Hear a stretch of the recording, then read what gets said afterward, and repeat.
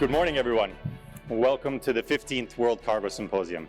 At this year's World Cargo Symposium, the question is, what do we need to tackle together?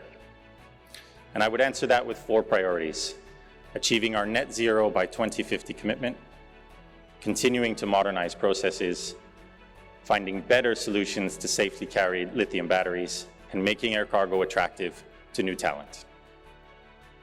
And that you focus on the change and, importantly, the pace of that change that needs to happen collectively to drive through this industry. We're leading the passenger industry in aviation sustainability.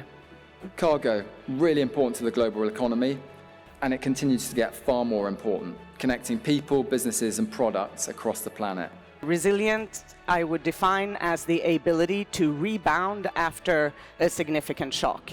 It's not very many industries that can pull off this kind of speedy recovery from such a deep and severe impact. You know, this new phrase, data is the new gold. Well then, if you've got gold, you don't want to give it away. But actually, I think the industry needs to take a different approach to this. When we've reached that tipping point is when we see true efficiencies delivered by the new technologies that we have, rather than sort of simply replacing manual processes that we sort of are pushing through today. There is more and more need for integration of the different players with each other.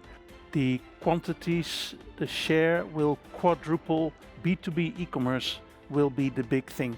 What everything comes down to is collaboration and continued collaboration. That is key to going forwards in terms of that continued collaboration. Faster, bolder, together. This is a big challenge, but we can achieve it. We will never be able to achieve those ambitious targets unless we all join forces, all stakeholders, and work together. Cargo safety remains paramount for the industry. Time efficiency that's wasted when digitalization is not used and we rely on the human portion.